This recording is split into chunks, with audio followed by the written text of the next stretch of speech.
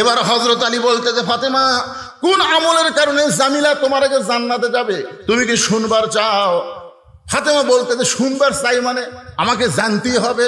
আলী বলতেছেন, তাহলে ধৈর্য ধারণ করো, একজন মেয়ের প্রশংসা আর একজন মেয়ের কাছে করা বড় কঠিন। রাসূল বললেন, আল্লাহ কি খবর? বলে, আপনার ফাতেমা জান্নাতি নারীর নেত্রী হবে, কিন্তু আপনার ফাতেমার আগে একটা নারী জান্নাতে যাবে। যেই বলছে আপনার ফাতেমার আগে একটা নারী জান্নাতে যাবে, সঙ্গে সঙ্গে নবী বলেন, আল্লাহ, আমার ফাতেমা পর্দার কারণে জান্নাতের একজন নেত্রী হলো, কিন্তু আমার ফাতেমার আগে যে মেয়েটা জান্নাতে যাবে ওই মেয়েটার আমল কি? আল্লাহ রাসূলকে আল্লাহ বললেন, ওই যে একটা বাড়ি দেখতেছেন? বলে, হ্যাঁ। ওই বাড়ির সামনে একটা জঙ্গল দেখা যায়? বলে, জি। ওই জঙ্গলের সামনে ছোট্ট একটা ঝুপড়ি ঘর, ওই ঘরটা হলো একটা কাঠুরিয়ার ঘর। ওই কাঠুরার বিবি জামিলাকে আমি আল্লাহ সবার আগে জান্নাত দিয়ে দিব। আমার মায়েরা যারা পর্দার অন্তরালে, একটু চিন্তা করে দেখেন, জামিলা এমন কি আমল করলো যে আমল করার কারণে সাইয়্যিদাতুন নিসায়ে ফাতেমাতে জান্নাতের নারীদের নেত্রী ফাতেমার আগে জামিলাকে জান্নাত দিবে। এটা মেয়ে মানুষের জন্য শোনার দরকার আছে না নাই? আমাদের মেয়েগুলো যদি ভালো হয়, আমাদের দুনিয়ায় জান্নাত হবে, দুনিয়ায় জান্নাত। একদিন হোসেন রাদিয়াল্লাহু নবীর কাছে গিয়ে বলে, নানু ভাই, আমি একটু আপনার কাছে যাবার চাই, আমি একটু আপনার কাছে যাবার চাই। আল্লাহ রাসূল বলেন, হোসেন, এখন দরজা খোলা যাবে না, এখন আমি জান্নাতে আরাম করতেছি, জান্নাতে আরাম করতেছি। হোসেন বলে, আমার নানা ভাঙ্গা ঘরের মধ্যে কথা কয়, আর নানা জান্নাতে আরাম করে, এটা কেমন জান্নাত রে? জান্নাত গিয়ে উকি বেড়া দেখে বিশ্ব নবী তার বিবির উরাতের উপরে মাথা দিয়ে শুয়ে আছে। হোসেন রাগ করে বললেন, নানা, আমার নানির উরাতের উপরে মাথা দিয়ে শুয়ে থাকলে জান্নাতে থাকা যায়? নবী বললেন, তুই ছোট্ট মানুষ, তুই বুঝবি না। তোর নানির মতন বউ যদি কেউ ঘরে পায়, ওই ঘরটা দুনিয়াতে আল্লাহ জান্নাত বানায় দেয়। সুবহানাল্লাহ, জোরে বলেন। আজকে যে বউগুলো আমরা পাচ্ছি, এই বউগুলোর কারণে যে সন্তানগুলো দুনিয়াতে আসতেছে, এই সন্তানগুলো অধিকাংশ খারাপ হচ্ছে। ছোটবেলায় আমরা কি গজল গাইলাম, কি বলবো প্রসবের কথা, মা বিনে সেই ব্যথা কেউ তো বুঝিবে না, মাজন থেকে সন্তানের দায়, ওয়াকালে মা মারা যায়, কেন সে মায়ের ভক্তি করো না। এই টেজের উপরে আমরা যে কয়টা আছি, সবাই কেউ সিজার করা না। আমরা কি সিজার করা? কথা কর না কেন? আজ থেকে 15 বছর আগে সিজার আছিল, এই যে হঠাৎ সিজার শুরু হলো। আমাকে, হুজুর, আমার ছেলে খালি কান্দে, হুজুর একটু দোয়া দরুদ পড়ে ফু দেন তো। কোরআনের সবচাইতে দামি আয়াত হলো আয়াতুল কুরসি। আয়াতুল কুরসি করে ফু দিলাম, ফু দেওয়া মাত্র আর কান্নার বেড়াই গেছে, আগে যা ছিল তার চেয়ে বেশি। ওর মাও কয়েকদিন পরে এসে বলতে, হুজুর কি দোয়া দিলেন, কান্না তো থামলই না, বরং বেশি হয়েছে। হুজুর একটু পানি পড়া দেন তো। বিশ্বাস করেন, সূরা ফাতিহা, যাকে সূরাতুশ শিফা বলা হয়, সূরা ফাতিহা, সূরা ফালাক, নাস, এই 3 সূরা একত্র করে 1 বোতল পানি ফুঁক দিয়ে বললাম, মা বিসমিল্লাহ করে খাওয়া দাও। কিছুদিন পরে এসে বলতে, হুজুর বর্তমান দোয়া দরুদের আর কোনো দামই নেই। আমারই মন খারাপ হয়ে গেল যে আল্লাহ সময়ের আসর, সময়ের শপথ করে বলতেছে, আর এই কই বর্তমান সময়ের কোনো দাম নেই, দোয়া দরুদের দাম নেই। কিছুদিন পরে আবার দেখা, কেমন কান্দিছে, এরকম যদি কান্দে তোমাকে ঘুম পাড়াই তো কষ্ট। না হুজুর আর কান্দে না। আমি বললাম, কোন দোয়াই ভালো আছে? দোয়া লাগেনি হুজুর, ওর বাপ একটা মোবাইল কিনেছে, যখন কান্দে তখনই চালু করে দেয়, আর কান্দে। আমার বাচ্চা মোবাইল ছাড়া ভাতই খায় না হুজুর। আমি তখন বললাম, মা তুমি সত্যি করে বলো তো, তোমার এই ছেলেটা কি নর্মালে হয়েছে না সিজার করা? তখন বলতে, হুজুর সিজার করে। সেই জন্যই তো সিজার করা বাচ্চাকে দোয়া দরুদ দেওয়ার কাম হবে না, কাম হবে না। অধিকাংশ সিজারকারী ডাক্তার হলো বরদ মানুষ। একটা মেয়ে মানুষের পেট কাটতেছে, লাইড়ে আছে, কথা কর না কেন, কথা কর না কেন? প্রত্যেকটা ডাক্তার আলট্রাসাউন্ড করে দেখে নর্মালে বাচ্চা হবে, নর্মালে বাচ্চা হবে। বাংলাদেশে 3টা জিনিস খেয়াল করবেন। 1 নম্বর হলো ডাক্তারের বইয়ের সিজার লাগে না, ডাক্তারের বইয়ের কি লাগে না। 2 নম্বর হলো মৌলানার বাড়িতে মিলাদ লাগে না। 3 নম্বর হলো পীরের বউ কোনোদিন মুরিদ হয় না। খুব খেয়াল করবেন। পীরের বউ কোনোদিন মুরিদ হবে না, কারণ জানে আমার পীর সাহেব মাঝে মধ্যে মুরিদের বইয়ের দিকে চোখ মারে, এই লুচ্চার হাতে কে মুরিদ হবে না। আর ডাক্তার জানে সিজার করলে মায়েরও ক্ষতি বাপেরও ক্ষতি, মায়েরও ক্ষতি বাচ্চারও ক্ষতি, এই জন্য ডাক্তার সিজার করায় না। আর মৌলানা জানে মিলাতি পরের বাড়ি পড়াই, কিন্তু নিজের বাড়ি মিলাদ পড়ে না। একটু মনোযোগ দিয়ে শুনবেন সূরা আসরের 2 নম্বর বিষয় ওয়া আমিলুস সালিহাত। আপনাদের সামনে আলোচনা করতেছি কোন আমলের কারণে জামিলা ফাতেমার আগে জান্নাতে যাবে। এই কথা যখন ফাতেমার কানে আসলো, ফাতেমা বলে বাবা জামিলা এমন কি আমল করলো যে আমল করার কারণে আমার আগে আল্লাহ তাকে জান্নাত দিবে। রাসূল বলে ফাতেমা জানবার যদি চাও তাহলে তোমাকে তদন্ত করে জানতে হবে, শুধুমাত্র কোন আমলের কারণে জামিলা ফাতেমার আগে জান্নাতে যাবে এইটা জানার জন্য ফাতেমা তদন্তে বের হলেন। আসরের নামাজের পরে চুপি চুপি ফাতেমা জামিলার ঘরের দরজা গিয়ে বললেন, জামিলা আমি নবীর মেয়ে ফাতেমা, আমি তোমার সঙ্গে একটু দেখা করবার চাই, তুমি একটু দরজা খুলে দাও, আমি তোমার ঘরের ভিতরে ঢুকবো। জামিলা দরজায় কান্না শুরু করে দিলেন। ফাতেমা বলে জামিলা কান্দো কেন? বলে কান্দার কারণ হলো আমার সারা জীবনের সাধনা নবীর মেয়ে ফাতেমাকে আমি এক নজর দেখতে চাই। ফাতেমা বলতেছে দরজা খুললেই দেখা হবে, তাহলে কান্দার কি দরকার? জামিলা বলতেছে দরজা কেমনি খুলবো, আমার স্বামী বাড়িতে নাই, আর স্বামী কাঠ বিক্রি করতে গেছে বাজারে, স্বামীর হুকুম ছাড়া ফাতেমার জন্য দরজা খুলতে আমি জামিলা বড় ভয় পাই। যেই মাত্র কইছে স্বামীর হুকুম ছাড়া ফাতেমার জন্য দরজা খুলতে আমি জামিলা বড় ভয় পাই, ফাতেমা 2 ধাপ পিছনে আসছে, 2 ধাপ পিছনে আসছে। সর্বনাশ, একটা মেয়ে মানুষের জন্য আর একটা মেয়ে দরজা খুলবে, তাও আবার স্বামীর হুকুম লাগবে। এই মায়েরা মনোযোগ দিয়ে শোনেন, একটা ফকুনি ভিক্ষা করবে যাচ্ছে, মা সারটা ভিক্ষাতে কোনোদিন কয় না, বাবা সারটা ভিক্ষাতে কোনোদিনও কয় না। মা সারটা ভিক্ষাতে মা দরজা খুলে দিছে, ওই ঘরের মধ্যে যায়, বাড়ির মধ্যে যায়, দেখে মোটর সাইকেল কোন জায়গা তুলছে, কি কোন জায়গা তুলছে, এই শালা ফকুনি সব দেখছে, দেখে এসে চোরক তছে, মোটর সাইকেল ওই ধারত থাকে, ওই ধারত থাকে, পাওয়ার টিলা সব তছে। পর 2 দিন পর চুরি হয়ে গেছে। এখনকার অধিকাংশ চোরের সাথে ফকুনির লাইন আছে। কথা কন না কেন, কথা কন না কেন ভাই রে? নবীর শিক্ষা করো না ভিক্ষা, মেহনত করো সবে। সামান্য কিছু হলে কতকগুলা ফকুন্নি স্বামী কয় তালাক দে মরক, তালাক দে, ভিক্ষা করে খামো, ধরে কর কথা ঠিক না, তালাক দে ভিক্ষা করে খাবো। শুধুমাত্র অসহায় ছাড়া, অন্ধ ছাড়া, বৃদ্ধ ছাড়া, তাদেরকে ছাড়া অন্য কাউকে ভিক্ষা দেওয়া যাবে? কথা বলেন না কেন, ভিক্ষা দেওয়া যাবে? যাবে না। পাইকারে হারে সবাইকে ভিক্ষা দেওয়া যাবে না ভাইজান। একটু মনোযোগ দিয়ে কথাগুলো শুনতে হবে। আমি ও আমিলুস সালিহাত, তারপর আসতেছে ওয়াতাওয়াসাউ বিল হক ওয়াতাওয়াসাউ বিস সবর। আপনারা কি বিরক্ত হচ্ছেন? একটু মনোযোগ দিয়ে কথাগুলো শুনতে হবে। ফাতেমা 2 ধাপ পিছনে আইছে যে স্বামীর হুকুম ছাড়া আমার জন্য দরজা খোলে না, এর বাড়ির মধ্যে ঢোকাই লাগবে। এমন কি আমল করে যে আমল করার কারণে আমার আগে আল্লাহকে জান্নাত দেবে, এটা আমার জানাই লাগবে। ফাতেমার আকর্ষণ আরো বাইরে গেছে। জামিলা বলতেছে ওগো নবীর মেয়ে ফাতেমা, আজকের মতো আপনি বাড়িতে যান, আগামীকাল যদি এই সময় আসেন, আসা মাত্রই দরজা খুলে দিব, কারণ রাত্রেবেলা স্বামীর কাছ থেকে আমি হুকুম নিব, স্বামীর কাছ থেকে হুকুম নিব, আগামীকাল আসা মাত্রই দরজা খুলে দিব। পরের দিন ফাতেমা চুপি চুপি জামিলার বাড়ির দিকে যখন রওনা দেয়, ছোট্ট একটা বাচ্চা সামনে দাঁড়ায় বলে মা গতকাল বিকেলবেলা আপনাকে অনেক খুঁজেছি মা, কিন্তু আপনাকে খুঁজে পাই নাই, আজকেও চোরের মতন কোথায় যান, আমিও আপনার সঙ্গে যাবার চাই। ফাতেমা দেখলেন বাচ্চাটা হলো হোসাইন। হাসান হলে বুঝান যাইতো, কিন্তু হোসাইন বলো জেদি, বুঝালেও কাজ হবে না। ওই হোসাইনকে সঙ্গে করে জামিলার বাড়ির দরজায় যেই মাত্র গেছে, হোসাইন দরজার সামনে গিয়ে বলতেছে মা এই ভাঙ্গা দরজায় তুমি গতকাল আইছিলা, আজকেও কেন আসলে? এই বাড়িতে এমন কি আছে মা, যেই বাড়িতে আমার মাকে বারবার আসতে হয়, এই বাড়িতে এমন কি আছে? এমন সময় ফাতেমা দরজায় গিয়ে বললেন জামিলা তুমি কি দরজা খুলবা না? জামিলা বলতেছে 1 ঘন্টা হলে আমি দাঁড়িয়ে আছি, আপনি আসা মাত্রই দরজা খুলে দিব। ফাতেমা বলতেছে তাহলে দরজা খুলে দাও।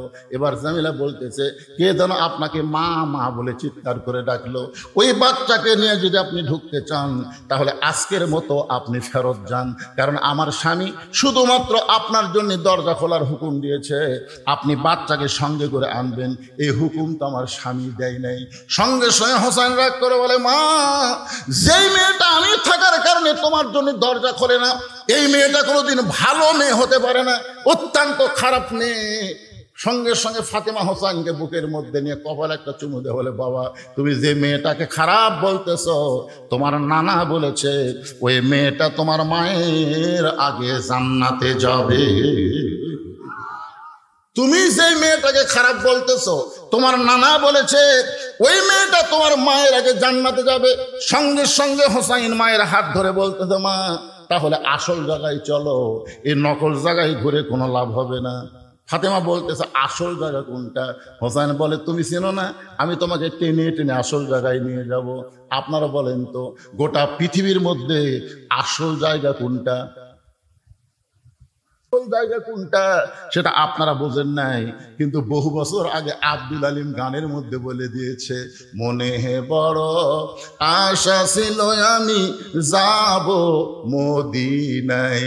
সবাই বলেন মনে বড় আশা ছিল আমি যাব মদিনায়। আচ্ছা, এই গান গাইলে গুনাহ হবে? এই গান প্রথম কে গাইছিল? আব্দুল আলিম 69 সালে দিনাজপুরে। দিনাজপুরের সমস্ত আলেমেরা ফতোয়া দিছে আব্দুল আলিম আপনি মূর্খ, আপনি মূর্খ দেখে এই গান এভাবে গাচ্ছেন। আব্দুল আলিম বলতেছে আমার মধ্যে মূর্খামির কি দেখলে? সমস্ত আলিম বলতেছে আব্দুল আলিম গানটা যদি গাবার চাও তাহলে এভাবে গাও, মনে হে বড় আশা ছিল যাব মক্কা মদিনায়। তুমি মক্কারে বাদ দিয়ে শুধু মদিনায় যাওয়ার চাও, যেই মক্কায় 1 রাকাত নামাজ পড়লে 1 লক্ষ রাকাত নামাজের সওয়াব ধরে যান সুবহানাল্লাহ, সেই মক্কা বাদ দিয়ে তুমি মদিনায় যাওয়ার গান গাইতেছো। বরং তুমি বলো মনে বড় আশা ছিল যাব মক্কা মদিনায়। আব্দুল আলিম তখন কোরআন থেকে একটা শিল্পী হয়েও কোরআন বোঝে, কোরআন থেকে তেলাওয়াত করলেন, কুল ইন কুনতুম তুহিব্বুনাল্লাহ ফাত্তাবিউনি ইউহিব্বুকুমুল্লাহ ওয়া ইয়াগফির লাকুম যুনুবাকুম ওয়াল্লাহু গফুরুর রহিম। আব্দুল আলিম বলল, রে আলিমেরা শোনো, ওই মদিনার মানুষটাকে যদি হাত করতে পারো, ওই মদিনার মানুষটার সুন্নত যদি আমল করো, ওই মদিনার মানুষটার আদর্শ যদি গ্রহণ করো, তাহলে শুধু মক্কা নয়, মক্কার মালিক পর্যন্ত রাজি হয়ে যায়। শুধু মক্কা নয়, মক্কার মালিক পর্যন্ত রাজি হয়ে যায়। তাহলে আসল জায়গা কোনটা, মক্কা না মদিনা? সবাইকে বলা লাগবে কোনটা, আরো জোরে। আচ্ছা, আপনাদের যদি সরকার একটা টিকিট দেয়, বলতেছে 2টা টিকিট আছে, একটা মক্কা যাওয়ার টিকিট, যারা মক্কায় যাবি তারা মদিনায় যাওয়ার পারবি না, আর একটা টিকিট হলো যারা মদিনায় যাবি তারা মক্কা যাওয়া পারবি না। আপনারা কোন টিকিট কাটবেন? কেন কাটবেন? কারণ মক্কা কি আছে? কথা কয় না। আল্লাহর ঘর। যেই দিন মক্কা বিজয় হলো, সাহাবেরা বললেন ইয়া রাসূলুল্লাহ, মক্কা যখন বিজয় হলো আজকে আমরা কাবা ঘর তাওয়াফ করব। আল্লাহ রাসূল বলেন আমারও মন চাচ্ছে, চলো যাই। সমস্ত সাহাবী নিয়ে নবী মুআল্লিম হয়ে, শিক্ষক হয়ে সবার আগে আগে নবী যাচ্ছে, সাহাবেরা পিছনে পিছনে যাচ্ছে। রাসূল বললেন 7 পাকে 1 তাওয়াফ। কয় পাকে? কি হাজি সাহেব ঘুম ধরছে নাকি? 7 পাকে কয় তাওয়াফ? 1 তাওয়াফ। তো এখন 7 পাক না দিলে কিন্তু তাওয়াফ হবে না। তো আল্লাহ রাসূল 4 পাক দেওয়ার পরই ব্রেক করলেন। তো নবী যখন ব্রেক করলেন, সাহাবীরাও ব্রেক। সাহাবীরা বললেন ইয়া রাসূলুল্লাহ, ওমর ফারুক তো একটু সাহস বেশি, হুজুর 7 পাকে 1 তাওয়াফ দেওয়া, তা আপনি 4 পাকে থামলেন কেন? আল্লাহ রাসূল বললেন আমরা যে কাবাকে তাওয়াফ করতেছি, সে কাবার ঘরের খবর কি? দরজা যখন আসে তাহলে খবর নেওয়ারও ব্যবস্থা আছে, ধরে করে আসে না, কথা করে আসে না নাই? তো সাহাবীরা বললেন ঠিকই তো তাই। আল্লাহ রাসূল কাবা ঘরের দরজা খুলে দেখে 360টা মূর্তি। ওমর ফারুক বললেন এতদিন মদিনা থেকে এই কাবার দিকে মুখ করে নামাজ পড়ছি, যে কাবার মধ্যে 360টা মূর্তি। আল্লাহ রাসূল বলে ওমর তুমি কি বলতে চাও? ওমর বলতেছে আল্লাহর ঘরের মধ্যে তারা মূর্তি ঢুকালো কেমনে? রাসূল বললেন, কাবার কোনো পাওয়ার নেই। মসজিদের ইমাম যদি এশার নামাজ পড়ে তালা না দিয়ে বাড়ি যায়, আর ফজর আযান দিবার আসে তাকে মাইক নাই, আপনার বলেন দোষ কার হবে? এ কথা কয় না কেন? দোষ কার হবে? ঘর কার? তা আল্লাহর ঘর, আল্লাহ সাইজ করবে, মুয়াজ্জিনের উপর দায়িত্ব দেয়। কাবার কোনো দাম নাই যদি কাবার আশেপাশে মুসলমান না থাকে। ধরে কোন ঠিক কিনা? মসজিদের কোনো দাম থাকবে না যদি মসজিদে মুসল্লি না যায়। আমি আক্কেলপুর ওয়াজ করতে যাওয়ার সময় আসরের নামাজের সময় রাস্তার পাশে একটা মসজিদ, আসরের নামাজ পড়ার জন্য মসজিদে ঢুকলাম, গোটা মসজিদ টাইলস করা, সেই টাইলস 32x32, কিন্তু লোকদের দেখে ধুলে। আমি মুয়াজ্জিনকে বললাম, কে রে ভাই ধুলে কেন? ঝাড় দাও না। হুজুর আজান দিয়ে আকামত দেয়, কেউ আসে না, তো খামাকা ঝাড় দিয়ে কি হবে? এই দেখেন আমি যেটি নামাজ পড়ি এটি পরিষ্কার, আমি নামাজ পড়ি গামছা দিয়ে বাড়ি মারি, আল্লাহ ভাববে। তাই আপনি যখন আসছেন আপনার জন্য পরিষ্কার করে দিচ্ছে হুজুর। হ্যাঁ, তাহলে ঝাড় দাও না। না হুজুর, শুধু জুম্মার দিন ঝাড় দিই, শুধু নামাজের দিন ঝাড় দিই। আমাদের এলাকার লোকেরা মনে করে জুম্মার দিন হলো নামাজের দিন। মনে আছে চাচার কথা? মনে আছে না ভুলে গেছে? সব মনে তোবা। আগামী সোমবার ভাস্তার বাড়ি চাচার দাওয়াত, একটা খেলা হবে। ধরে কোন কি হবে? একটা খেলা। শুধু জুম্মার নামাজ পড়ে, 5 ওয়াক্ত পড়ে না। একটু মনোযোগ দেন। হুসাইন মায়ের হাত ধরে টেনে টেনে নিয়ে আইছে আল্লাহর নবীর কাছে। আল্লাহর নবীর কাছে এসেছে। ফাতেমা জোরহাত করে বলতেছে, বাবা আমার কোনো দোষ নাই, আমি প্রথম দিন গেছি স্বামীর হুকুম নাই দেখে জামিলা দরজা খোলে নাই। আমি দ্বিতীয় দিন গেছি, এই হুসাইন সঙ্গে থাকার কারণে দরজা খোলে নাই। আমি আরো 10 দিন যাব কোন আমলের কারণে। আমার আগে আল্লাহ জামিলাকে জান্নাত দিবে, আমি জানবই জানবো, কিন্তু এই হুসাইন আমার সর্বনাশ করছে। হাত ধরে আপনার কাছে নিয়ে আইছে। সঙ্গে সঙ্গে হুসাইন দৌড়ে গিয়ে নানার হাত ধরে বলে, নানা তোমার কাছে আমার প্রশ্ন হলো, তোমার মা বড় না আমার মা বড়? তুমি সত্যি করে বলো না, না তোমার মা বড় না আমার মা বড়? নবীর চোখে পানি আসে, কান্দার বলে, হোসাইন রে, আমার মা আমিনা জান্নাত পাবে কি পাবে না তার কোনো গ্যারান্টি নেই, আর তোর মা ফাতেমাকে আল্লাহ জান্নাতি নারীদের নেত্রী বানাইছে। হোসাইন বলতেছে, যদি তুমি এটা জানতে তাহলে সাধারণ একটা কাঠুরার বইয়ের দরজায় আমার মাকে যাবার বলতা না। এটা যদি তুমি জানতে না, না আমার মাকে কাঠুরার বইয়ের দরজায় তুমি পাঠাইতা না। কোন আমলের কারণে? ওই কাঠুরার খারাপ বউ। নবী কি বলেছে? ফাতেমা তোরাকে জান্নাত যাবে। আর হোসেন বলতেছে, ওই খারাপ বউ কোন আমলের কারণে আমার মায়ের আগে জান্নাতে যাবে, এটা না বলা পর্যন্ত আমি তোমার হাত ছাড়তেছি না। এই বলে হাত ইংরেজ জোরে চাপা ধরছে, বুঝলেন? এমন জোরে ধরছে। নবী ডাক দেওয়ার, আলী রে। আলী দৌড়ে এসে বলে, লব্বাইকে রাসূলুল্লাহ।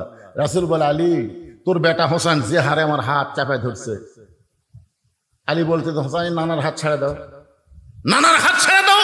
তোমার নানা, তোমার নানা, তোমার নানা হলো বিশ্ব নবী, হাত ছেড়ে দাও। হোসেন বলতেছে, বাবা কি কি রকম করছে জানেন? আলী বলতেছে, কি করছে? বলে, আমার মাকে কাঠুরের বইয়ের দরজা পাঠিয়ে দিচ্ছে, আমার মায়ের আগে নাকি কাঠুরের বউ জান্নাতে যাবে। আলী বলতেছে, তাহলে জোরে হাত ধর। তো নবী বলতেছে, কেন জোরে হাত ধরবে কেন? বল, জোরেই তো ধরা লাগবে। কে আগে জান্নাতে যাবে, কে পরে জান্নাতে যাবে, এটা আপনি পুরুষ মানুষকে বলেন যে 1 নম্বর আবু বকর জান্নাত, 2 নম্বর উমর জান্নাত, 3 নম্বর ওসমান জান্নাত, 4 নম্বর আলী জান্নাত।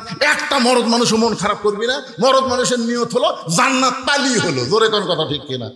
কিন্তু আপনি মেয়ে মানুষকে গোল করে গেছেন কেন? কারণ মেয়ে মানুষের মনের মধ্যে হিংসা কম না বেশি? কথা কর না কেন? আমি খেলে আমার বইয়ের হিংসা দেখার জন্য একদিন একটা বুদ্ধি করে বললাম, আমি যদি জান্নাতে যাই আল্লাহ আমাকে বেহেশতে হুর দিবি। আমার বউ বলতেছে, হুর কি গো? হুর হলো সুন্দরী। এই সুন্দরী চোখের কথা বলতেছে, হুরের চোখের সাইজ কেমন হবে, নাকের সাইজ কেমন হবে, এই দুটা বলতে বলতেই দেখি বালুস বগলের তলে নিয়ে ঘরের থেকে বাইরে হয়ে যাচ্ছে। আমি বললাম, কোথায় যাচ্ছে? বলে, হুর নিয়ে থাকো, আমার কি দরকার, তুমি হুর নিয়ে থাকো। আমি সেই দিনে বুঝলাম এরকে কলজা ভরা খালি হিংসা। জোরে কোন কথা ঠিক কিনা? এরা বেহেশতের হুরকেও সতীন মনে করে। খবরদার কোনোদিন বইয়ের কাছে হুরের গল্প করেন না, আপনি কিন্তু ভাত পাবেন না। আমি সেই দিন থেকে তওবা করছি, আল্লাহ যতদিন আর বেঁচে থাকবো আমি আর হুরের ওয়াজই করব না। কারণ হুরের ওয়াজ করলে মেয়ে মানুষেরা মন খারাপ করে। আমরা স্বামীকে এত এত যত্ন করি, এত ভালোবাসি, আর এই স্বামী হুর পেয়ে যদি আমাকে ভুলে যায়। আমি আজকে বলতেছি, মা যদি আপনি জান্নাতি নারী হন তাহলে আপনাকে হুরদের নেত্রী বানায় দিবে। জোরে করে সুবহানাল্লাহ। কারণ আল্লাহ কোরআনে বলেছেন, লাকাদ খালাকনাল ইনসানা ফি আহসানি তাকওয়িম, মানুষকে আমি সর্বোত্তম আকৃতি দিয়ে সৃষ্টি করেছি। হুর কিন্তু মানুষ না, আপনার বউ হলো মানুষ। জোরে কোন কথা ঠিক কিনা? জান্নাতের মধ্যে যখন আপনার বউ যাবে তখন হুরের চাইতে কোটি কোটি গুণ সুন্দরী আল্লাহ বানায় দিবে। জোরে কোন সুবহানাল্লাহ। আচ্ছা, আপনারা মনে হয় বেজার হচ্ছেন, সুবহানাল্লাহটা পাওয়া যাবে না? লিল্লাহে তাকবীর। আল কোরআনের আলো, কোরআন হাদিস যেখানে, দুনিয়ার মুসলমান। এটা এই জন্য দিলাম যে এখন 11:30 বাজতেছে, আপনাকে এই তাকবীরের কারণে একটু ঘুমটুম ক্লান্তি দূর হবে। মানে তাকবীর এত একটা পাওয়ারফুল জিনিস, বুঝলেন? গুজরাটে যে মোদি, বর্তমান যে ভারতে মোদি নাই, উনি কিন্তু গুজরাট প্রদেশের একসময় মুখ্যমন্ত্রী ছিল। ওই সময় মুসলমান গুজরাটের হিন্দুরা একটা দাঙ্গা লাগছিল, আপনাদের মনে আছে কিনা? যারা শিক্ষিত লোক তারা জানবে। হাজার হাজার মুসলমানকে এই মোদি কষায় মারছিল। তখন মুসলমান আন্দোলন শুরু করে দিল, মেরেই যখন ফেলে দিচ্ছে তাহলে আর বাড়ির থেকে লাভ নাই। সব মুসলমানেরা জীবন দেওয়ার জন্য রাস্তাতে সে তাকবীর দেওয়া শুরু করলো, ইল্লাহি তাকবীর, আল্লাহু আকবার। একটা হিন্দু মেয়ের 3 দিন হলে বাচ্চা হচ্ছে না, খালি গড়ায় আর কান্দে, বাচ্চা হয় না। তখন বাপ মাও চিন্তা করতেছে, এক সিজার না করলে বাচ্চা হবে না। সিজার করার জন্য অ্যাম্বুলেন্স করে হাসপাতাল নিয়ে যাচ্ছে। এরই মধ্যে মুসলমানের মিছিল। একজন মুসলমান যেই কইছে লিল্লাহি তাকবীর, সমস্ত মুসলমান আল্লাহু আকবার যখন কইছে, ওই যে অ্যাম্বুলেন্সের মধ্যে হিন্দু মেয়ে ছিল, ওই এরকম ঝাঁকি দিছে, ওই তাকবীরের ছোট এরকম ঝাঁকি দিছে, চেল্লত করে বাচ্চা বের হয়ে গেছে। বাপ মা কয়, কেরি 3 দিন হলে ভগবান ভগবান করে কান্দি, বাচ্চা হয় না। আর মুসলমানের তাকবীরে বাচ্চা বের হলো, তাহলে তো আমাদের ভগবানের কোনো দাম নাই। অ্যাম্বুলেন্স ঘুরে বাড়ি ফিরে গেছে। 2 মাস পর সাংবাদিক সম্মেলন করে গোটা পরিবারের সমস্ত হিন্দু ভগবানকে কবর দিয়ে আল্লাহকে বিশ্বাস করেছে। জোরে বলুন সুবহানাল্লাহ। শুধুমাত্র এই তাকবীরের কারণে, খালি তাকবীর। আপনারা বলেন তাকবীরের দাম আছে না নাই? তাকবীর দিলে সবচাইতে খুশি হয় কে? আরো জোরে। আর সবচাইতে বেজার হয় কে? শয়তান। আপনি সুবহানাল্লাহ সুবহানাল্লাহ বলেন, শয়তান আপনার কাছে থাকবে। আলহামদুলিল্লাহ আলহামদুলিল্লাহ পড়েন, শয়তান কাছে থাকবে। কিন্তু যেই আল্লাহু আকবার বলবেন, যত জোরে বলবেন ওই তত জোরে দৌড় মারবে। আল্লাহ রাসূল বলেছেন, জোরে তাকবীর দিলে শয়তান এত জোরে দৌড় দিবি আর পিছন দিকটা বাতাস বের হয়ে যাবে। জোরে কারণ কি বের হই? বাতাস, বাতাস। আল্লাহ রাসূল বলেন, আলী নিষেধ করেছিলাম কিন্তু আজকে বলার হুকুম দিয়ে দিলাম। কোন আমলের কারণে? ওই কাঠুরের জামিলা ফাতেমার আগে জান্নাতে যাবে, এইটা আমি তোমাকে নিষেধ করেছিলাম, আজকে বলার হুকুম দিয়ে দিলাম। আলী বলতেছে, হুজুর আপনি কিন্তু নিষেধ করেছিলেন। রাসূল বলতেছে, আনা মাদিনাতুল ইলমে ওয়া আলিউ বাবুহা, আমি হচ্ছে এলেমের শহর আর তুমি হচ্ছে তার দরওয়াজা।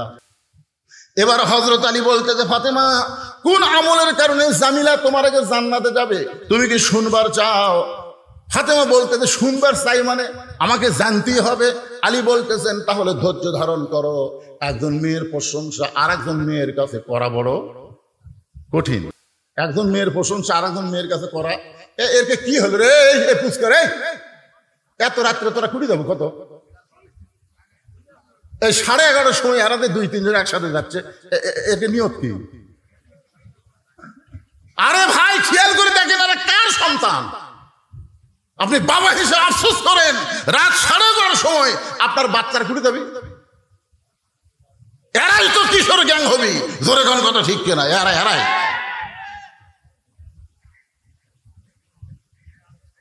যুবকেরা খালি মনোযোগ তো শোনো। সোমবার দিন চাচা যাবি ভাইস্তার বাড়ি দাওয়াত খাবা। শুক্রবারের ফজিলত কি আজকেই বুঝা পাবে। আমার মা বোনদের জন্য বলতেছি, আমার মায়েরা ভালো হওয়ার দরকার আছে না নাই? জোরে কোন আছে না নাই? আলী বলতেছেন, ফাতেমা তোমার কি মনে আছে একদিন দুপুরবেলা তুমি কাঁদতে কাঁদতে আমার সামনে? আমি আলী বললাম, ফাতেমা কান্দো কেন? বলে, কান্দার কারণ হলো আমার হাসান হোসাইন না খাইয়া ঘুমায় গেছে। ঘুম থেকে চেতন পায়ে খাবার চাবে, কিন্তু গোটা বাড়ি খুঁজে দেখলাম কোনো খাবার নাই। ওগো স্বামী, আমি খুঁজতে দেখলাম আপনার একটা টাকাও নেই। তাহলে আমার হাসান হোসেন ক্ষুধার জ্বালায় ঘুমায় গেছে, এখন ঘুম থেকে উঠে যদি খাবার চাই আমি কি করব? এই জন্য একটা ওড়না এনে আপনার হাতে দিলাম, এই ওড়নাটা বিক্রি করে যেই টাকা হবে সেই টাকা দিয়ে আপনি খাবার নিয়ে আসবেন।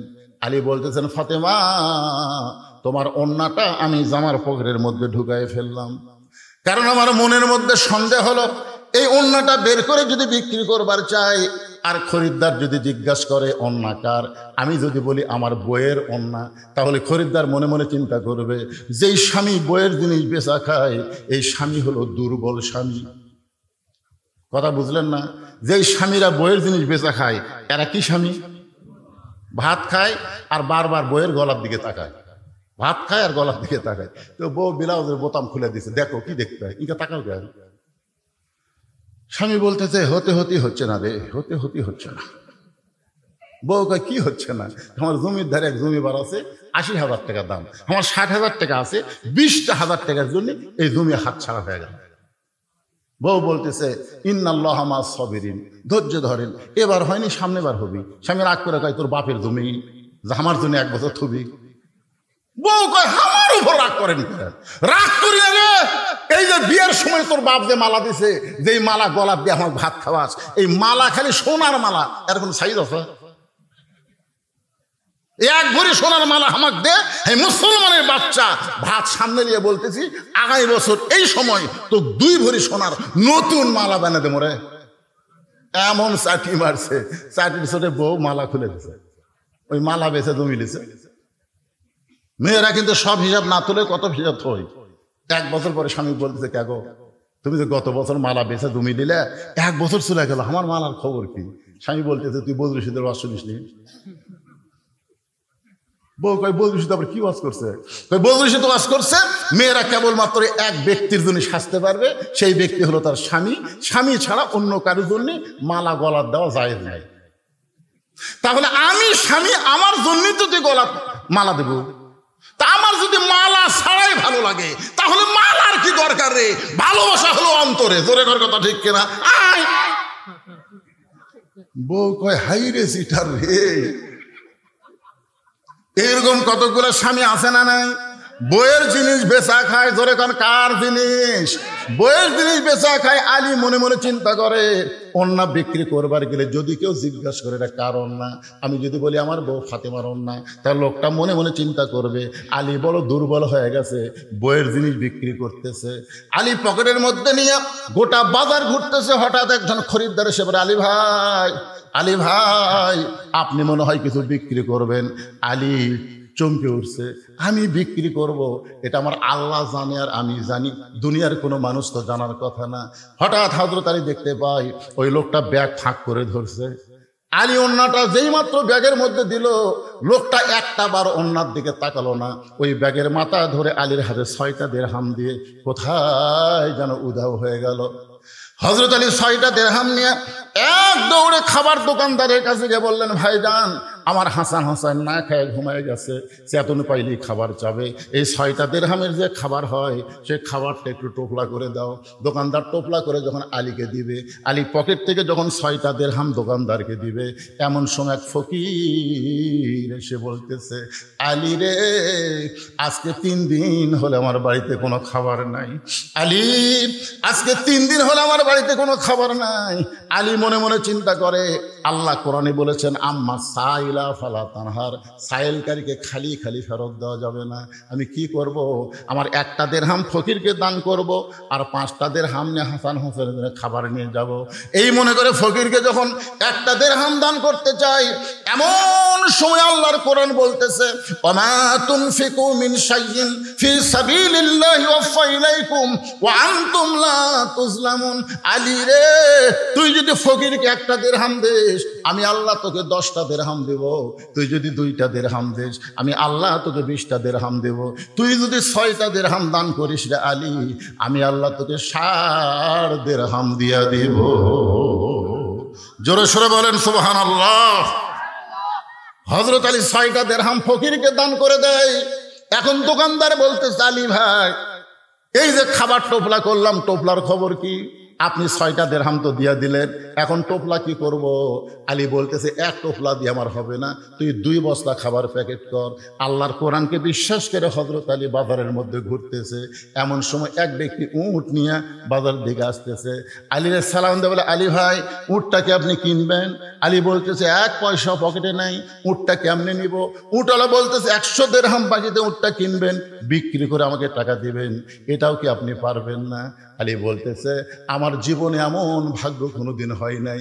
100 দিরহামে বাকিটা উটটা কিনে যেই মাত্র উট বিক্রি করার বাজারে গেলাম, চারিদিক থেকে মানুষ আমাকে ঘিরে ধরে বলতেছে, আলী ভাই, আপনি হলেন শিক্ষামন্ত্রী। জোরে কান সুবহানাল্লাহ।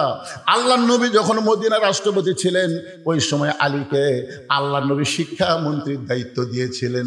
ধর্মমন্ত্রী হলেন আবু বকর, আইনমন্ত্রী হলেন হযরত ওমর, অর্থমন্ত্রী হলো ওসমান গনি, আর শিক্ষামন্ত্রী হলেন হযরত আলী। সুবহানাল্লাহ কোন, জোরে কোন ভাবে।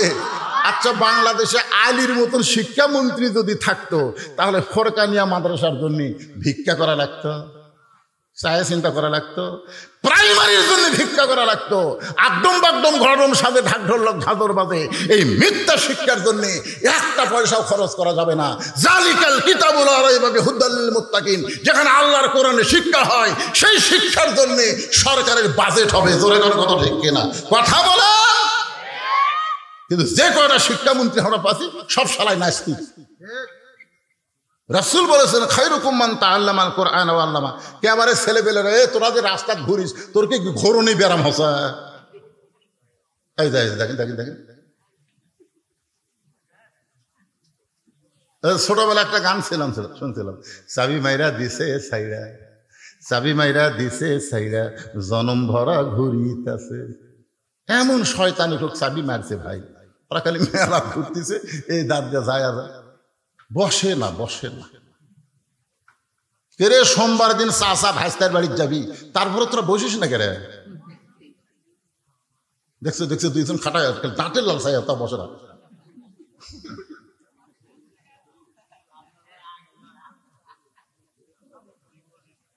আপনার কি রাগ করতেছেন ভাইজান? যে কয়েকজন লোক বসে কিভাবে শুনতেছে, আর ওরা পাগলা লাল ঘুরতেছে। এই বুড়া মানুষদের ভালো হওয়ার কোনো দরকার নাই, কারণ বুড়া মানুষ বুড়া বয়সে তওবা করতেছে। আল্লাহ আল্লাহ, মানে যতদিন ঘুষের চাকরি আসছিল ততদিন তওবা করেনি, বুঝলেন? যেই চাকরি রিটার্ন হচ্ছে তখন তওবা করতেছে, আল্লাহ আমি আর জীবনে ঘুষ খাবো না, আল্লাহ আমি আর ঘুষ খাবো না। আপনার বলেন, তা আল্লাহর দোয়া কবুল করবে? কেন কবুল করবি না? তুই যতদিন ঘুষ খাচ্ছু ততদিন তুই তওবা করিসনি, এখন আর তোর চাকরি নাই। এই বুড়া গুলা, এই ভাঙ্গা চূড়া গুলা যতই কান্দুক আল্লাহ কবুল করবি না। এই জুয়ান গুলার দরকার আছে। জোরে কথা, ঠিক কথা কর না কেন ভাই দাম? এই জন্যই ছেলেদেরকে বলতেছি, ঘুরিস না, বস। তোরকে জন্য ভাস্তার বাড়ির চাষা যাবি, আর তোরা বসিস না। যে কয়টা মেলা মূলে তাদের সবাই চলে আসো। অত্যন্ত গুরুত্বপূর্ণ বিষয় আমার মায়েরা বোনেরা, মনোযোগ দিয়ে শোনেন। হযরত আলী যখনই উটের বাজারে গেছে উট বিক্রি করতে, চারিদিক থেকে খরিদ্দার এসে বলতেছে, আপনি না শিক্ষামন্ত্রী, কবে থেকে এই ব্যবসা শুরু করলেন? একজন খরিদ্দার কানে কানে বলে, আলী ভাই, বাজার খুবই খারাপ জিনিস, মসজিদ হলো ভালো জায়গা। আপনারা বলেন তো, মসজিদ ভালো না বাজার ভালো? আপনাদের কোন জায়গা ভালো লাগে? মসজিদ। 4 মিনিট আগে মসজিদে ঢুকলে 5 বার ঘড়ি দেখে। 4 মিনিট আগে মসজিদে ঢুকছে, ওই 5 বার ঘড়ি দেখতেছে। মুই দেখতেছে পাশে ফোন করতে, ভাই আর কয় মিনিট রে? এখনো 3 মিনিট। আজ ঘড়ি লড়তেছে না রে, আজ ঘড়ি লড়তেছে না। আর ঘোড়া ধাপ বাজারের যে ঘন্টার পর ঘন্টা চাষ তলে বসে আছে, একবার ঘড়ি দেখে না। আল্লাহুম্মা আফতাহলি আবওয়াব রাহমাতিক, এই দোয়া পড়ে মসজিদ ঢোকা মানে আপনি ঢোকেন নাই, আল্লাহ আপনাকে রহমতের দরজা দিয়ে রহমতের সাগরে ঢুকাইছে। জোরে কোন কথা ঠিক কিনা? হ্যাঁ, বাজার অত্যন্ত খারাপ জিনিস। আলী ভাই, উটটার দাম কত নিবেন? আলী রাগ করে বলতেছে, আমি দাম চাবো না, তুমি যা মনে হয় একটা বলো। খরিদ্দার বলতেছে, 160 দিরহাম দিলাম।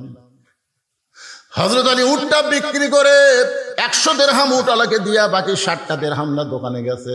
দোকানদারকে বলছে যে ভাই খবর কি? বলে আপনার কথা মতো 2 বস্তা খাবার প্যাকেট করেছি, দাম কত? বলে 60 দিরহাম দিলেই চলবে। হযরত আলী 60টা দিরহাম দিয়া 2 বস্তা 2 কান্দে নিয়া বাড়ির দিকে রওনা দিলেন।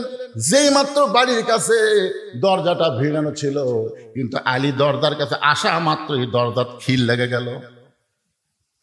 মানে ফাতেমা জানলা দিয়ে খালি দেখতেছে যে অন্য বিক্রি করবার দিলাম, এত দেরি হয়ে গেল, কিছুক্ষণের মধ্যে তো হাসান হোসেন চেতন পাবি, আর চেতন পাই তো খাওয়ার জন্য কানবি, আমার স্বামীকে হাঁটুর যায় কি হলো রে? এই জানলা দিয়ে দেখতেছে, দেখতে দেখতে দেখে 2 বস্তা। মনের মধ্যে সন্দেহ হয়েছে, অন্য বিক্রি করার টাকা দিয়ে বড় জোর 1 কবলা হবি, এই 2 বস্তা কোথায় পাবি? এই 2 বস্তা কান্দে দেখে খুশি না হয়ে রাগ করে দরজায় খিল লাগা দিস। আলী বলতে ফাতেমা দরজা খোলো। ফাতেমা বলতে 2 বস্তা কেমনে পাইলেন আগে সেটা বলেন। আলী বলতে তো ফাতেমা দরজা খোলো। ফাতেমা বলতেছে অন্য বিক্রি করার টাকা দিয়ে বড় জোর 1 টোপলা খাবার হবে, আপনি 2 বস্তা কোথায় পেলেন আগে সেটা বলেন। আলী বলতেছে ফাতেমা দরজা খোলো। ফাতেমা বলতেছে আগে বলেন 2 বস্তা কেমনে হলো? 10 বার। কয়বার? ফাতেমা 10 বার কইছে, আলীও 10 বার কইছে। ফাতেমা বলতেছে 2 বস্তা কোথায় পাইলেন যতক্ষণ না বলবেন ততক্ষণ দরজা খুলবো না। এমন সময় আল্লাহর কোরআন সামনে এসে বলতেছে আর রিজালু কাওয়ামুনা আলান নিসা, পুরুষেরা থাকবে নারীদের উপরে। সুবহানাল্লাহ। কোন বহুদিন আমরা বাংলাদেশে নারীদের তলে ছিলাম, আগামী ইলেকশনে আর যেন নারীদের তলে না থাকা না লাগে, মরদ মানুষ যেন আমাদের নেতা হয়। জোরে কোন কথা হে কথা বলে। আল্লাহর কোরআনে বলেছে আর রিজালু কাওয়ামুনা আলান নিসা, পুরুষেরা উপরে থাকবে, নারীরা তলে থাকবে। ফাতেমা তুই দরজা খুলবো না, আর আমি তো আগেই কমো, আমি তো তলে থাকবো। রাগ করে 2 বস্তা কান্দে করে নবীর দরবারে গেছে। যেই মাত্র হযরত আলী নবীর দরবারে, এমন সময় নবী বসেছিলেন, নবী দাঁড়িয়ে গেলেন। নবী দৌড়ে এসে আলীকে সালাম দিলেন। সালাম দিয়ে আলীর কপালে একটা চুমা দিয়া কাঁধ থেকে 2 বস্তা নবী নামায় নিলেন। নবী 2 বস্তা আলীর কাঁধ থেকে নামাই নিলেন, কিন্তু আলীর মুখে কোনো হাসি নাই। রাসূল বললেন আলী রে, আমি দৌড়ে এসে 2 বস্তা তোমার কাঁধ থেকে নামাই নিলাম, তোমার কপালে চুমা দিলাম, তোমার সালাম দিলাম, এরপরেও তোমার মুখটা ভার দেখতেছি, তোমার মুখে হাসি নাই কেন? আলী বলতে হুজুর আপনি অত্যন্ত ভালো মানুষ, কিন্তু আপনার মেয়ে ভালো না। আপনি অত্যন্ত ভালো, আসা মাত্র আপনি আমাকে সালাম দিয়া আমার কপালে চুমা দিয়ে আমার কাঁধ থেকে 2 বস্তা নেমে নিলেন, আর আমি ঘন্টার পর ঘন্টা দরজার ডাড়া ছিলাম, আপনার মেয়ে দরজা খোলে নাই। রাসূল বলে আলী রে, ফাতেমা যদি দরজা খুলতো তুমি কি আমার কাছে আসতা? আলী বলতেছে না হুজুর, ফাতেমা দরজা খুললে আমি আপনার কাছে আসতাম না।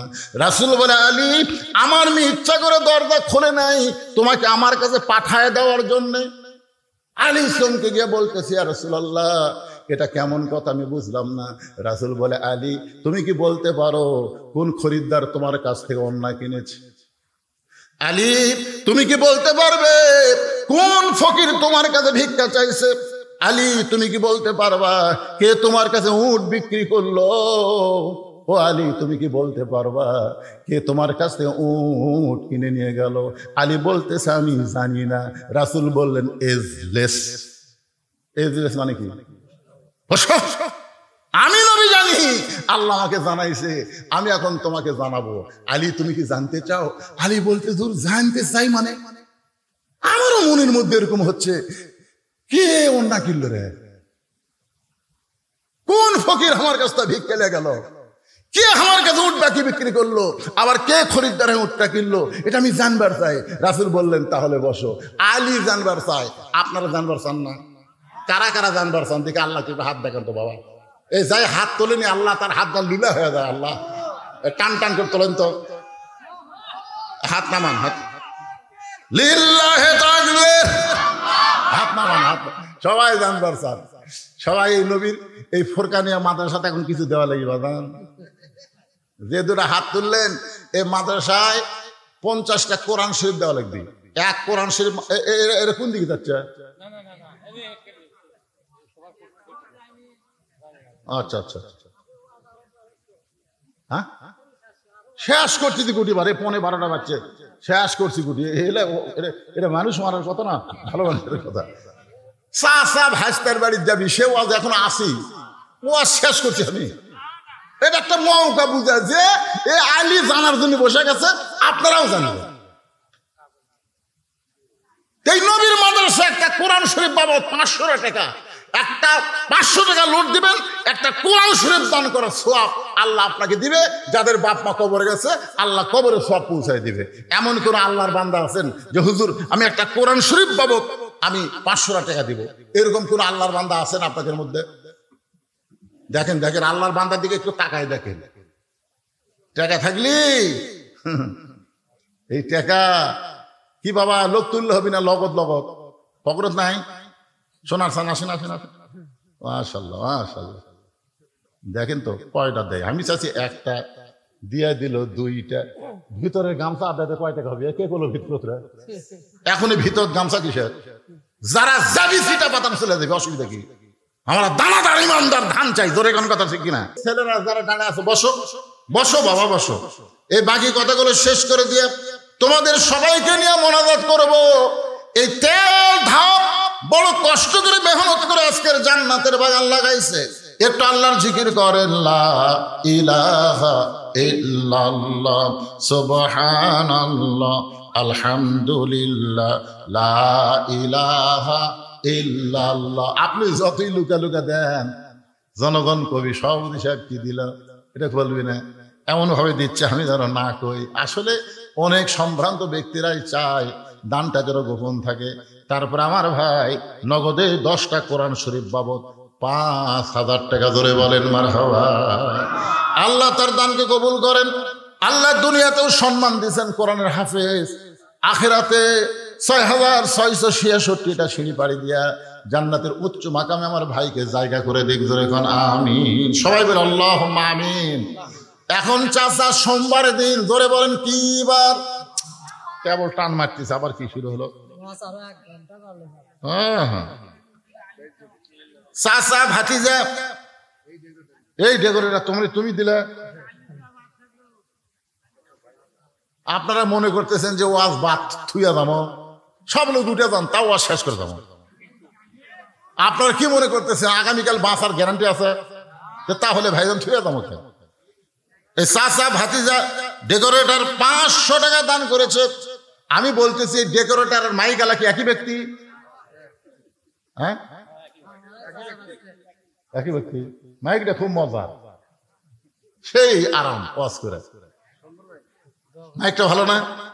আমার 500 অন্তাহার আর একটা মাহফিল আছে, এই মাইকটা যখন ভাড়া লাগে, এই অন্তাহারে কেউ থাকলে ওই গ্রামেরই। আচ্ছা ঠিক আছে, মাশাআল্লাহ। না ওয়াজ করে সেই মজা পাওয়া যাচ্ছে, আনন্দ পাওয়া যাচ্ছে, কথা বলতে কোনো কষ্ট লাগতেছে না। আমার আগের যে বক্তা সেই চিল্লা ওয়াজ করলে আমার ভয় লাগছিল, ওরে বাবা এরকম চিল্লা বলতে বুড়া পারবো না। কিন্তু মাইক এসে দেখতেছি চিল্লা লাগে না, চিল্লাই সুবহানাল্লাহ বলেন। এখন সোমবারের দিন চাচা সাইজা গুইজা ভাইস্তার বাড়িতে দাওয়াত খাবার যাচ্ছে। জোরে বলেন কি বার? আরো জোরে কর। সওয়ালের মা খালি বারবার বলতেছে, তুমি যে শয়তানকে দাওয়াত দিলে আজকে দুপুরবেলা খাওয়ানোর জন্য, এই শয়তানের সাইজ কেমন? ও মনে মনে বলতে চিন্তা করতেছে, মানুষ তো আমরা এরকম, তাহলে শয়তানের সাইজ কেমন? স্বামী বলতেছে, সন্তানকে যদি বাঁচাবার চাস, শয়তান যে সাইজের হোক জবান খুলে পারবো না। তুই যদি তোর সন্তানকে বাঁচাবার চাস, শয়তান যে সাইজের হোক জবান খোলা যাবে না। আসলে শয়তানকে আরো ধরে খন। এখন দরজা সে ডাকতেছে, আব্দুল্লাহ, আমার নাম হচ্ছে ভাস্তার নাম আব্দুল্লাহ। আব্দুল্লাহ, বউ দৌড়ে গিয়ে বলতেছে, তুমি না কইলা শয়তান আসবে, তোমার চাচা ডাকছে। স্বামী বলতেছে, মুখ খুললেই যদি না খায়া যায়, তোর সন্তানের বাঁচানোর কোনো বুদ্ধি নেই। খাওয়া পর্যন্ত জবান খুলবো না, কোনো জবান খুলবো না। মানে সন্তানের দোহাই দিলে মায়ের আর জবান খোলে? ভাস্তা দৌড়ে যায়, দরজা খুলে দিচ্ছে। চাচা বলতেছে, আরে কি খাওয়ার সুগন্ধ, বা এত তরকারি পাক করছিস। চাচা অনেকদিন পর আপনার দাওয়াত দিতে, বুঝতেছেন না, আসেন। চাচার সামনে খাবার দিছে, চাচা বলতেছে একটু দোয়া করে খাই। ভাস্তা বলতেছে আগে খাওয়া তারপরে দোয়া, কারণ ভাস্তা জানে শয়তানের দোয়া উল্টা হবে। জোরে কোন কথা ঠিক না? শয়তানের দোয়া উল্টা হয়ে যাবে। এই জন্য ভাস্তা বলে চাচা আগে খাওয়া তারপরে দোয়া। খাওয়া দাওয়ার পরে চাচা যখন দোয়া করবার চাই, ভাস্তা হাতের উপর হাত দিয়ে বলতেছে শয়তানের দোয়ার দরকার নাই। চাচা কি করলি তুই? তোর বাপের আপন আমি ছোট ভাই, তুই কি করলি? আমি কইনি চাচা, মসজিদের হুজুর কসে যেই হুজুরে খামার মাস গেলে বেতন দেই সেই হুজুর আমার শয়তান করলো, হুজুরের কাছে ভাস্তা টাইনে হুজুরের কাছে নিয়ে গেছে। হুজুর এত বড় সাহস আপনার কেমনে হলো আমার শয়তান করছেন? না আমি আপনি কইনি, এই আমি তোর চাচাকে শয়তান করছি। না তা তো করেনি, আপনি কছেন 3 জুম্মা লাগাতার সবার শেষে আসবি, আগে যাবি, ওই শয়তান হবি। আমি তো কারো নাম কইনি। ভাস্তা বলতে আমি চাচার মধ্যে এ আমল পাইছি, লাগাতার 3 জুম্মা সবার শেষে আসে, সবার আগে যায়। চাচা কয় খালি 3 জুম্মা করে, আমি যেদিন থেকে জুম্মা ধরছি সেদিন থেকে এই আমল করতেছি। তোর ভাস্তা দৌড়ে যায় চাচা হুজুর কয় হুজুর তাহলে এটা কি হলো? 3 জুম্মা যদি শয়তান হয় তাহলে 100 জুম্মার খবর। তখন চাচার চোখটা পানি পড়তেছে। ইমাম বলতেছে আপনি তওবা করেন। ইযা নুদিয়া লিস-সালাতি মিন ইয়াউমিল জুমআহ ফাসআউ ইলা যিকরিল্লাহ। আল্লাহর হুকুম হলো জুমার নামাজের আযান দেওয়ার সঙ্গে সঙ্গে দৌড়াদৌড়ি করে তোমরা মসজিদে সবার আগে চলে আসবা, একটা উট কুরবানির সওয়াব পাইবা। আজ থেকে আপনি তওবা করেন। চাচা বলতেছে তওবা করলাম, এখন থেকে সবার আগে আসবো, সবার শেষে যাব, আর কোনোদিন পরে এসে আগে যাব না। এবার ইমাম সাহেব বলতেছে তোমার মান্য তো পুরা হলো, তোমার চাচার তওবাও আল্লাহ কবুল করে নিল। আলী বলতেছে ইয়া রাসূলুল্লাহ কে ওন্না কিনেছে আমি জানি না। রাসূল বলতেছেন আলী রে, পর্দানিশী নারীকে আল্লাহ এত ভালোবাসে, পর্দানিশী নারীকে আল্লাহ অত্যন্ত ভালোবাসে। আমার মায়েরা শোনেন, পর্দানিশী নারীকে আল্লাহ এত ভালোবাসে আলী, আমার ফাতেমা পর্দানিশী, সেই ফাতেমার অন্য দুনিয়ার কোনো মানুষ কিনুক এটা আল্লাহ চায়নি, এটা আল্লাহ পছন্দ করেনি বলে একজন ফেরেশতাকে খরিদ্দার বানায়া মানুষরূপী তোমার কাছে পাঠায় দিছে। ওই অন্যটা 6টা দিরহাম দিয়ে কিনা আল্লাহ তাআলা জান্নাতের মধ্যে রাইখা দিয়েছে। আলী যেই ফকির তোমার কাছে ভিক্ষা চাইলো সেই ফকির হলো ওই ফেরেশতাই যে তোমার কাছ থেকে অন্য খরচ করে নিয়ে গেল। ওই ফেরেশতাকে আল্লাহ বলল ও ফেরেশতা মানুষের রূপে যাও, আলীর কাছে ফকির হও, যে 6টা দিরহাম দিছি ওই 6টা দিরহাম ফেরত নিয়ে আসো। ফেরেশতা বলে আল্লাহ হাসান হোসেন না খায় ঘুম পাড়তেছে, মায়ের অন্য বিক্রি করে বাবা খাবার কিনতেছে, এমন সময় কেন পাঠাইতেছেন? আল্লাহ বলেন লিয়াবলুয়াকুম আইয়ুকুম আহসানু আমালা। রে ফেরেশতা তোদেরকে না, মানুষকে আমি উত্তম আমলের পরীক্ষা করব। আজকে আলীর কাছে তার সন্তানের দাম বেশি না আমি আল্লাহর কোরআনের দাম বেশি, এই পরীক্ষা হবে। নই বলে আলী রে ওই ফেরেশতা ফকির সাইজা তোমার কাছ থেকে 6টা দিরহাম নিয়ে গেছে, আর আল্লাহর কোরআন তোমাকে বলতেছে একটা দিরহাম দিলে তোমাকে 10টা দিরহাম দেওয়া হবে। আল্লাহ ওই ফেরেশতাকে উটওয়ালা বানায়া তোমার কাছে উট বিক্রি করলো, আবার ওই ফেরেশতাকে খরিদ্দার বানায়া 160 দিরহাম দিয়ে আল্লাহ তোমার কাছ থেকে উট খরিদ করে নিল। এই খরিদ করার পরে 100 দিরহাম উটওয়ালারে দিয়া যেই 60টা দিরহাম তুমি পাইলা 2 বস্তা খাবার নিলা।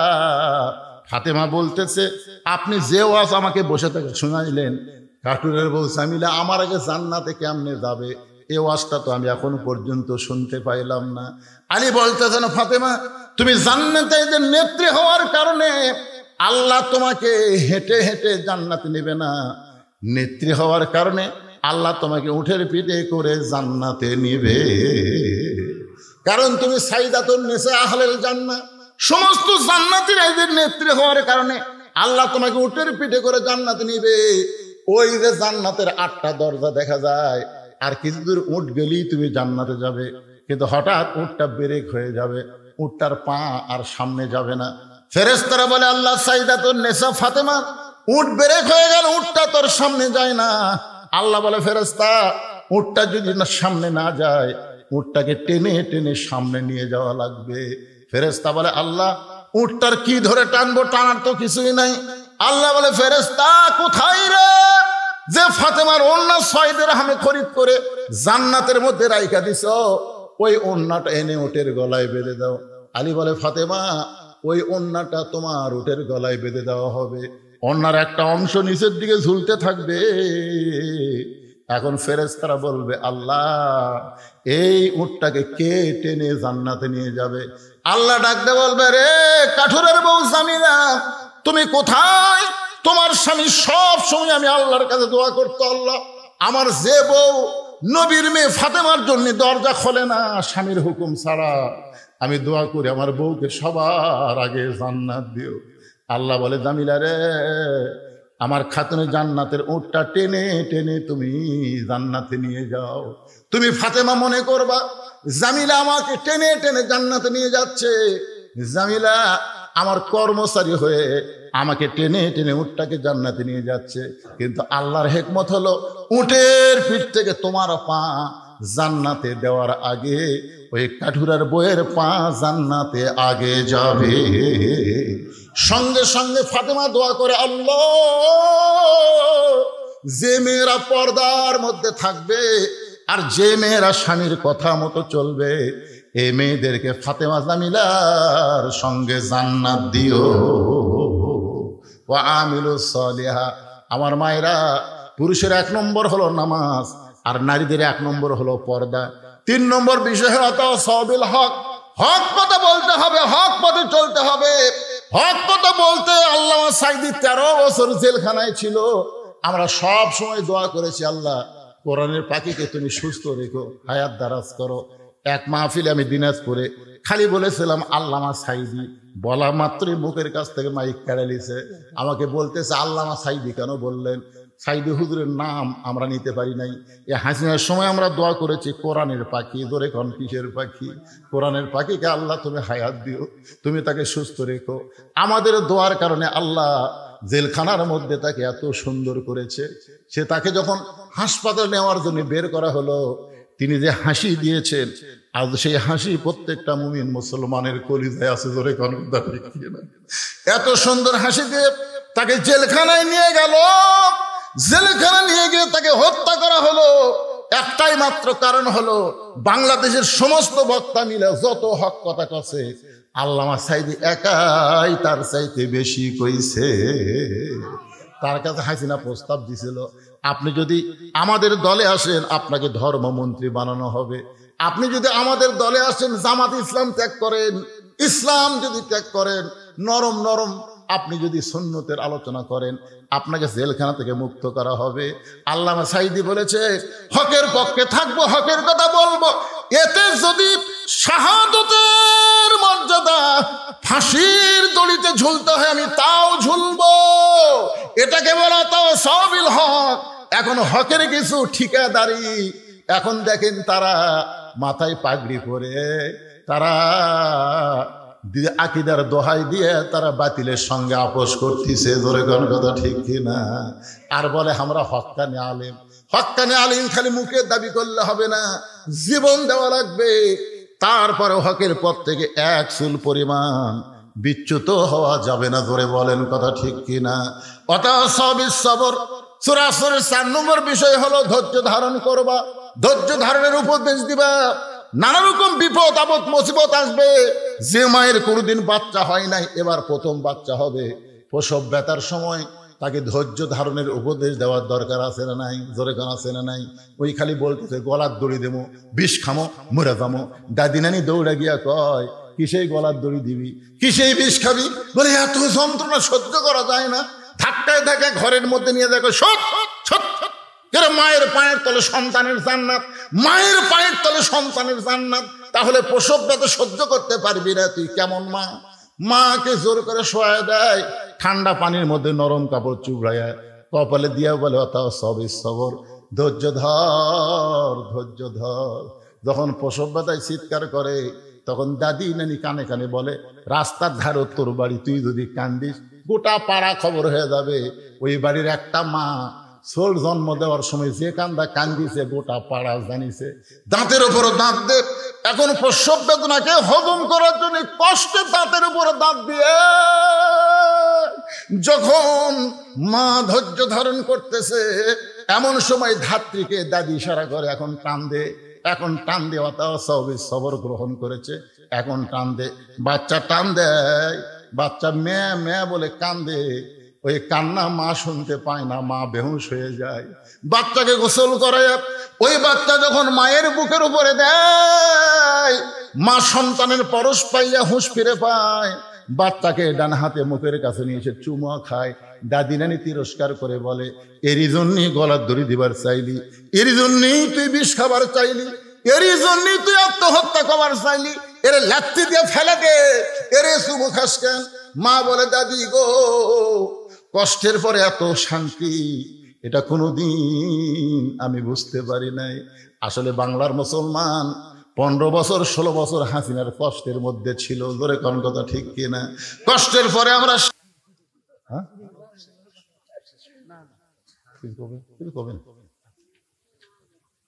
সভাপতি দিছে আপনাকে কয় টাকা দিছে শুননি? আর 1 মণ ধান দিবেন, এই সামনেতে আর 1 মণ ধান দিবেন। লেখালেন ধানটা 1 মণ লেখালেন, চলবে ইনশাআল্লাহ। ফরকানিয়া মাদ্রাসা চলবে, কোনো অসুবিধা নেই। আস্তাগফিরুল্লাহ পড়েন, আস্তাগফিরুল্লাহ রাব্বি মিন কুল্লি যামবি ওয়া তুবু ইলাইহি, লা হাওলা ওয়ালা কুওয়াতা ইল্লা বিল্লাহিল আলিয়্যিল আযীম। আল্লাহুম্মা আমিন। আল্লাহুম্মা আনতাস সালাম ওয়া মিনকাস সালাম, তাবারাকতা ইয়া যাল জালালি ওয়াল ইকরাম। আল্লাহ, তোমার তেলধাপ ফরকানিয়া মাদ্রাসাকে উপলক্ষ করে আজকের এই মাহফিল, তোমার পাগল বান্দা বান্দিরা আরামের বাড়িতে ফ্যানের বাতাস বাদ দিয়া এই গরমের মধ্যে দীর্ঘ সময় পর্যন্ত বসে বসে কোরআন হাদিসে আলোচনা শোনার শেষ আমি গুনাহগারের সঙ্গে রহমতের দরজায় ফকির হয়ে দোকানা হাত তুলেছি। আল্লাহ, মেহেরবানি করে আজকের মাহফিল আমাদের সকলের হেদায়েতের জন্য, নাজাতের জন্য, জান্নাতের জন্য কবুল করো। এই মাহফিলের শুরু থেকে শেষ পর্যন্ত যত আলোচনা হয়েছে, এর মধ্যে যদি ত্রুটি হয়, ভুল হয়, মাফ করে দিও। এর জাহাদিয়া মঞ্জুর করো সোনার মদিনায় নবী পাকের রওজা মুবারকে আল্লাহ কবুল করে নিও। तमाम আম্বিয়ায়ে কেরাম, আসহাবে কেরাম, তাবিনে কেরাম, তাবা তাবিনে কেরাম, तमाम পৃথিবীর মাটির নিচে যত মুমিন মুমিনা আছে আল্লাহ সকলে আরওয়াফে হাদিয়া কবুল করো।